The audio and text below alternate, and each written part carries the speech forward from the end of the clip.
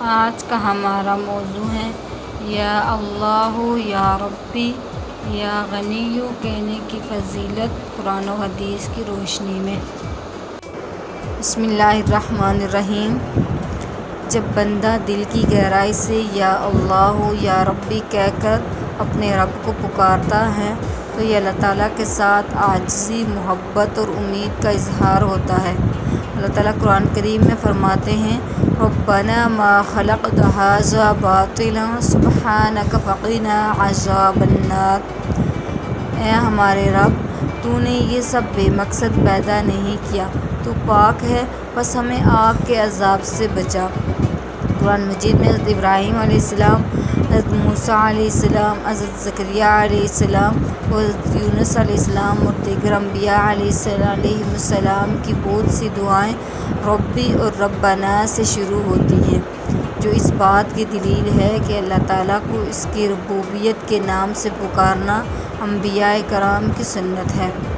حدیث مبارک کہ رسول اللہ صلی اللہ علیہ وسلم نے ایک ایسے شخص کا ذکر فرمایا جو لمبا سفر کرتا ہے، بکھرے بال اور غبار آلود حالت میں آسمان کی طرف ہاتھ اٹھا کر بار بار کہتا ہے یا ربی یا ربی۔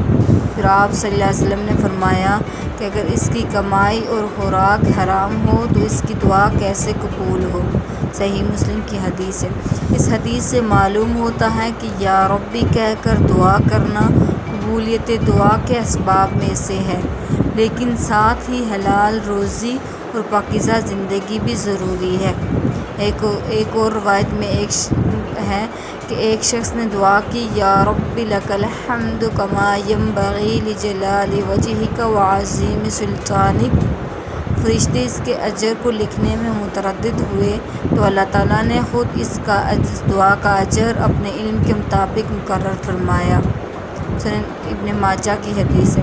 لہٰذا یا اللہ اور یا ربی یا غنی کہنا قرآن و سنت سے ثابت اور بہترین طریقہ دعا ہے۔ اخلاص، یقین اور حلال روزی کے ساتھ اللہ کو پکاریں۔ اپنے بندوں کی دعا اللہ تعالیٰ اپنے بندوں کی دعائیں ضرور سنتا ہے۔ اللہ تعالیٰ ہمیں اخلاص کے ساتھ یا اللہ یا ربی کہہ کر دعا کرنے کی توفیق عطا فرمائے، آمین۔ ویڈیو کو لائک کریں، چینل کو سبسکرائب کریں اور پیارا سا کمنٹ دیں۔ السلام علیکم ورحمۃ اللہ وبرکاتہ۔